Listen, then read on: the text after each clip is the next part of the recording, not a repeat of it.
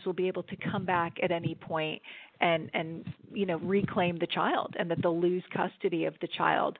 And that's not true. Once things have gone through all the proper legal channels and the birth parents' rights have been legally terminated, they no longer have any legal rights to that baby, and they cannot come back and overturn the adoption. Wow, I did not know that. Because that is the fear that I've heard people talk about, is fear that the birth parents would find out later on. What is your stance when it comes to when the child gets older, going and looking for the birth parents? I have heard of the cases of that too, where sometimes as the child gets older, they realize that the parents that raised them were not their natural parents, and for whatever reasons, it might be health reasons because of genetic health issues, or it might be just because of their natural curiosity that they decided they want to go find the birth parent. Is that something that with your support group you encourage, or you actually encourage people not to go into these kind of pursuits? Well, so a couple of thoughts on that. These days, kind of what the research shows that's healthiest for the child is that they always know that they have been adopted. It's not something that they find out later in life, right? It's just always part of their story, where the adoptive parents, talk to them about it from the time when they're a baby, so they just grow up knowing that this is their story. And adoption over the years has trended to more and more openness, and adoptions for the most part aren't as open as a lot of people hear stories about, or a lot of pre-adoptive parents fear that they are. It's not like co-parenting with the birth parents, but usually there is some level of contact, whether it's sending updates through the adoption agency, or whether it is the adoptive parents and the birth parents, maybe they have anonymous email addresses that they can share updates with each other directly. And sometimes it's more than that. Sometimes it's phone calls once a year, or some texts, or that kind of thing. But usually there's some level of communication that way. Health information can be shared, those types of things. So these days, if the adopted child at some point chooses that they want to have that connection directly, it's not really as big a deal. They don't often have to go sort of on this big search. Usually their adoptive parents will say, well, I have the contact information of the birth parents. And although it's something that when people begin to think about adoption, when they start the process, they never believe me when I tell them this. But by the time that time comes, usually it's the adoptive parents that are looking for more openness than the birth parents are. So they're usually very comfortable with sharing that information and encouraging the child to get their questions answered. And again, all the research shows that is, in the best interest of the child in terms of their mental health. That way they don't have a lot of these unanswered questions. They don't grow up thinking, with fantasies about who their birth parents were, or thinking that somehow they did something wrong and that's why they were placed for adoption, right? And these are a lot of the unhealthy thoughts that some adoptees would suffer with, back when adoptions were very closed. So really the whole system has changed so much over the last few decades that you don't sort of end up in that position where an adult finds out that they were adopted and they didn't know before, and then they have to go on this big search for their birth parents. Well, that's good to know that folks are actually finding out at an early age and things of that nature. Now, the other thing that I've heard about, and I've had some friends that have gone through the in vitro process, which you are also dealing with some of your support group and things of that nature work, is that I know that some people actually, they want the in vitro partner involved. And I don't know what your feelings are on that part of it as well. I know some folks that actually had the in vitro person involved in the raising of the child and in the whole process, and some people just want to be like the anonymous donors that we always hear about when we usually hear about donors and things of that nature, and nobody has any clue who that person is. But I have heard of some friends and some acquaintances that for whatever reasons they couldn't have children of their own, and they might have reached out to somebody in their circle, whether that was a friend, whether that was a whoever, but they tried to have somebody that they felt comfortable with. So I don't know whether you've had cases of that or what your thoughts are on that, because I have had some friends of mine that have gone through that and actually wanted to know who the in vitro partner was in terms of being involved with the raising of the child, or at least knowing about their being involved in the creation of the child, even though the child was raised by the parents. Right. Yeah, so you're talking about when they're using a donor egg or donor sperm in the in vitro Right. process. Right. Yeah, and that depends on so many different factors. A lot of times, people will use anonymous donor egg or donor sperm. Other times people will ask, family members to help, or like you said, a friend or something like that. So it depends just so much on the situation. But, what I strongly encourage, and what every ethical infertility doctor's office is, in many cases, is going to require, if certainly not strongly encourage, is that everyone in the process go through counseling and go through mental health examinations. In fact, if you're going to be an anonymous donor, they require that you go through mental health screening before you're accepted to be a donor.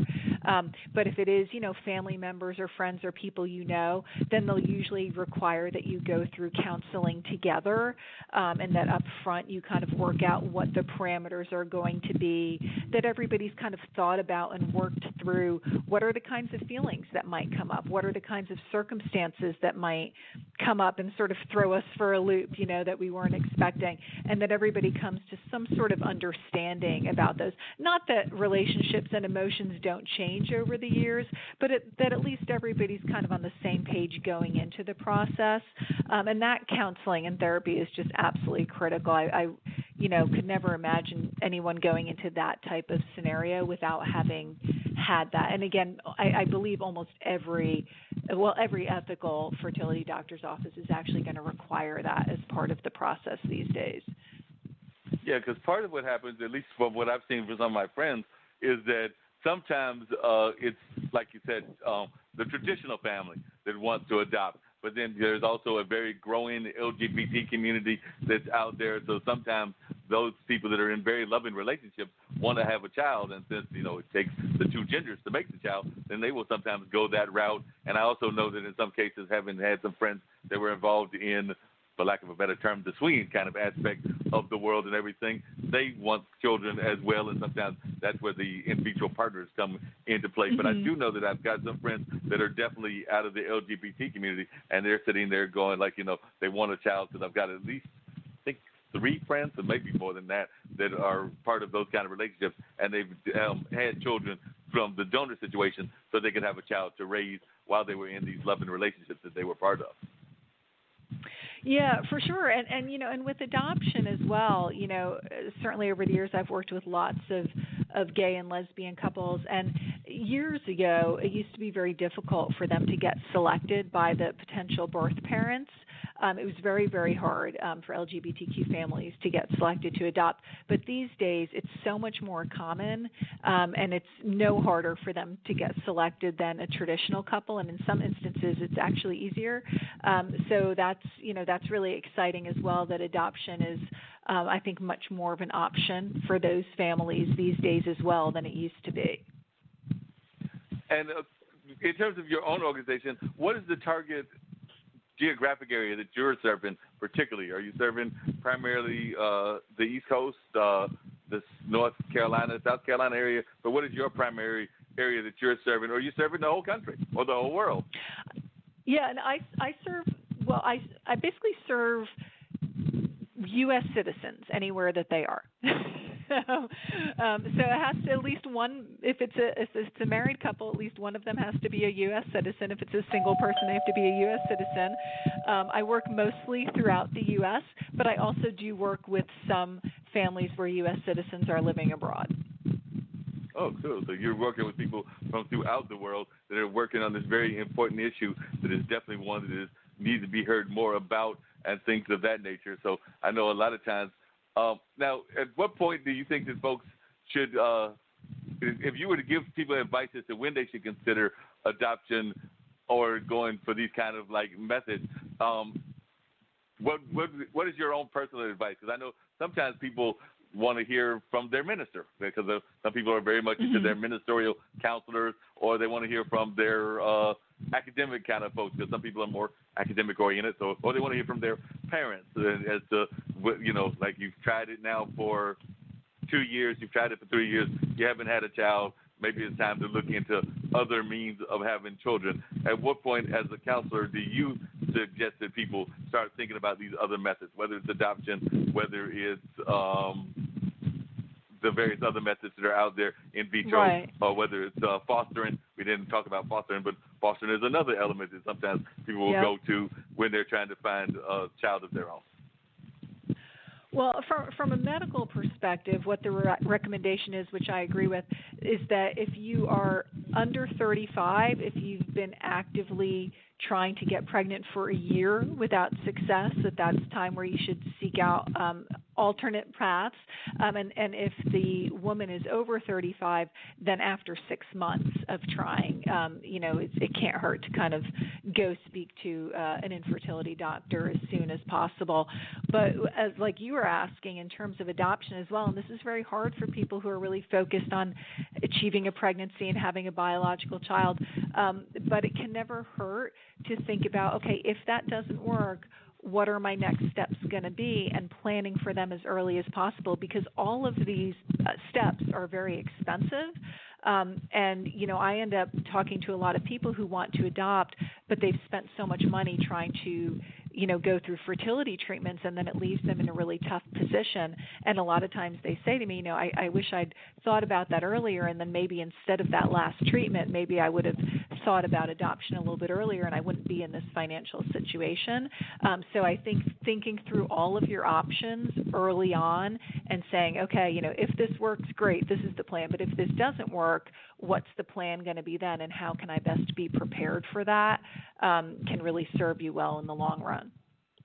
Because that actually raises a very important issue that you bring up, which is the cost of adoption, the various fertilization methods that are out there. They're not cheap in the least bit, and we oftentimes hear about the negative aspect of that, meaning that, one, people that want to have children that live in kind of poor neighborhoods, whether that's public housing, which we were talking about earlier here in Durham, or whether that's kind of like things that are parts of our community that cannot afford these kind of methods, would like to have children, but they don't feel that there's opportunities for them because of the cost limitations. And then the flip side of that is some people that are kind of, I don't want to put it in overly negative senses, but they feel like they're forced to put the child up for adoption or put it up for fostering because they feel that they can't afford to take care of the child, whether that's them being involved in drugs, whether that's financial reasons, whether that's for whatever reasons. Maybe they were involved in an abusive relationship and the baby came out of that. But these things are kind of the flip side of the positive side of fostering and adoption. Yeah, they certainly are, and of course there's always conversation and always controversy about those things. Fortunately there are a lot of community resources for both sides of the equation. There are grants and support available for people who are trying to adopt and need financial support to do that, and of course there are community resources for people who want to parent, and may struggle financially or with like you were saying, addiction or other problems that might make that difficult for them. There probably aren't as many community resources as would be great, or they're not as well funded as it would be nice for them to be. But there are resources out there, again, for both sides of that equation, so that everybody who needs help in one way or the other, there are ways to get it. Good. Well, I'm glad that those kind of things are out there. If you would you share with people, and I do want to get to, I think we have another guest which might be shifting the conversation more to entertainment, but I do want you to stay on the line and everything, because we may even have conversation that goes across the conversation, because that's what we like to do here on the show and everything. But if you could real quickly share with folks your website and how folks can get in touch with you to learn more about these very important issues like fostering, in vitro adoption, and some of the other things that you're involved with. Sure, absolutely. My website is theadoptionconsultancy.com, and I'm also on Facebook under The Adoption Consultancy. So those are the best ways to find me. All right. I appreciate that. Dean, I think I heard a bell earlier. You did. We have Jon Shain standing by. All right, well, we'll bring Jon Shain on. I'm expecting to talk to him about the wonderful world of blues. But definitely stay on the line. as well, because like I said, there may be some cross conversations, because I know Jon is always involved and interested in a variety of things in the world, in addition to being